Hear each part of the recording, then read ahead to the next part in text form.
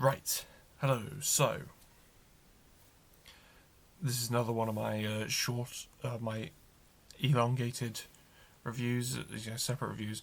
I was just doing the Mandalorian one when I realised, I had to go back and check, but I did one of these separate review videos for The Strangers Chapter 2, so... Anyway, so Avatar Fire and Ash, the third film in the Avatar film series, the Labour of Love project from film narcissist James Cameron. As if you, I don't know if you could tell, I'm not a big fan of the nonsense that spews out of his mouth. So, Sam Worthington, Zoe Saldana, Sigourney Weaver, speak like that with a lisp, Sigourney Weaver, Stephen Lang, Kate Winslet, and more reprising their roles. Una Chaplin, David Thewlis coming in. Film revolves around human to Na'vi. What did I write Jack there? Jake Sully. I hope I didn't say Jack in my White Regis review. Oh, sorry. I was just looking at reading off my script, and I realised for my White Regis segment, and I realised I made a spelling error. Anyway, human turned Na'vi, Jake Sully, on the moon of Pandora as they face, the combined threat of the humans and another Na'vi clan.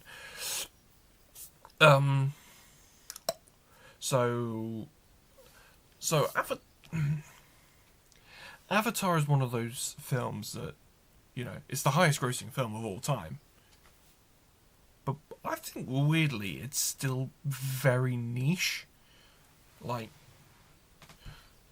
yes, it's the highest grossing film of all time, but I don't actually think that many people have watched it. Like, I know it was popular in China, because that's it was a massive market over there, but I think in the West,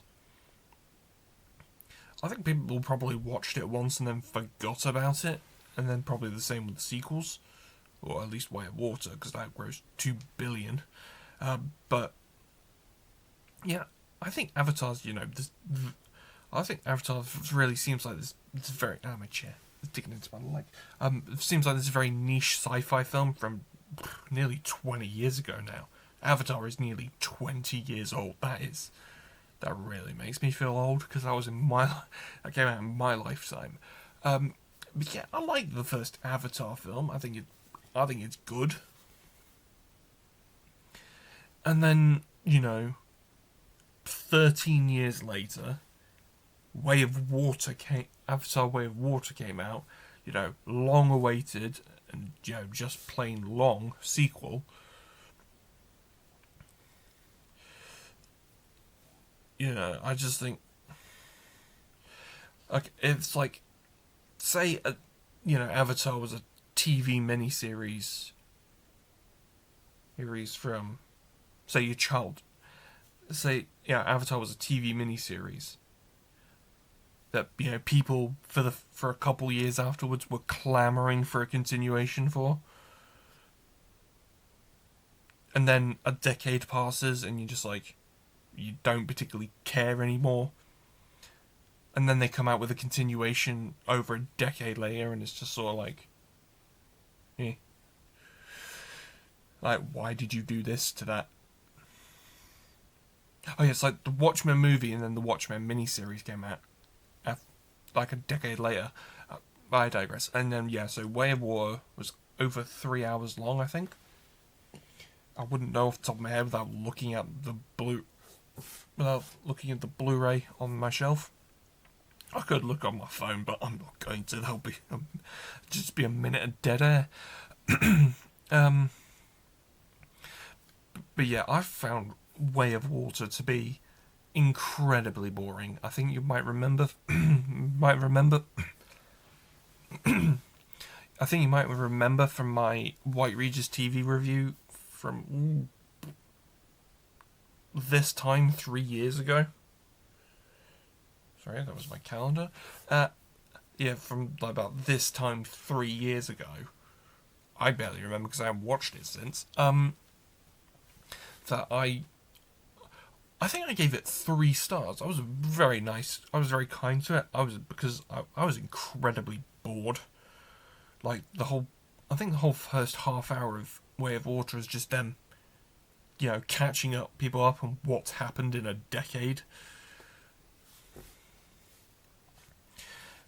And then, and then, it takes too long to get itself into gear, and then and then 3 years later, we have Fire and Ash, which I was very skeptical going into because I was honestly just a bit fed up. The film is nearly 200 minutes long. Well, that's including credits. I'm just like, a long-standing position of mine is that no film needs to be 3 hours long. And plus, James Cameron has set up a lot of, agitating stuff in the press, like, having to go at audiences over, preferences of watching movies at home or complaining about the runtime. He's been having to go at audiences, so I don't, and, I just still remember feeling incredibly bored by Way of Water, so I sat down for Fire and Ash. I was like, ugh, ready to do it. I was just essentially watching it for the job. But then I was surprised by it. Yes, it does start off a bit slow like Way of Water, but Fire and Ash actually gets into gear a lot faster than Way of Water. And I won't deny.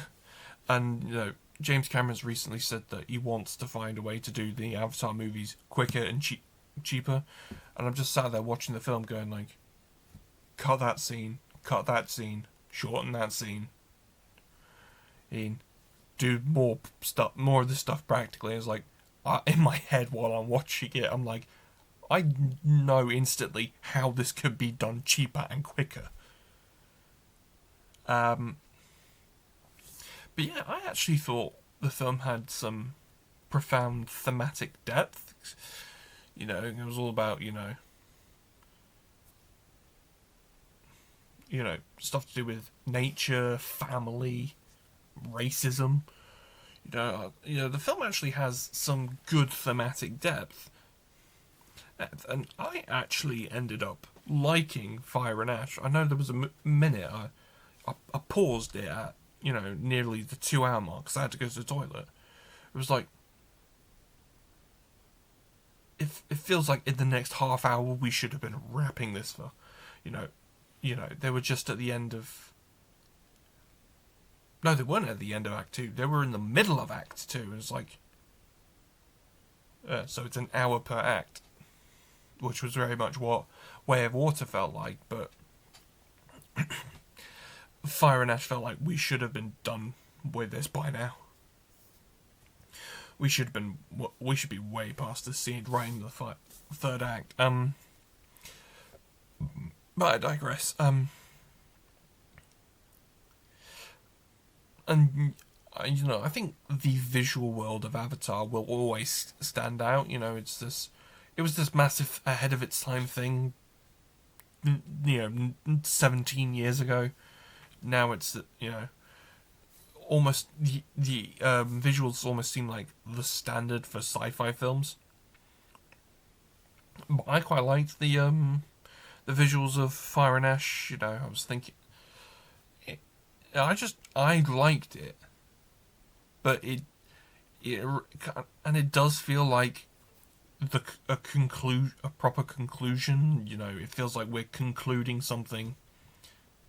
There was a continuation of something we liked nearly 20 years ago. And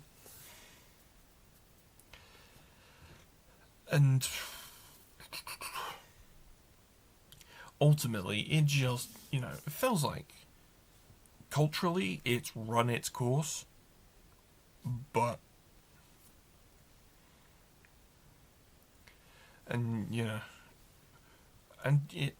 even looking back at the original film, it just, even with the massive box office total, it still feels niche. But yeah, Fire and Ash, I liked it. Solid film, thematic depth. Does, a little bit of wonky pacing here and there. Like, goes on for more than 3 hours. It's like really no need to. But, hey ho, I liked it. Right, so, thank you for watching. Hopefully I get, I can bring out 3 more of the individual reviews for next week, with Hopper's Scream 7 and Disclosure Day all coming out, and I'll be reviewing all of those. So I will hopefully try to get more of these style of videos out. But otherwise, thank you for watching. Bye.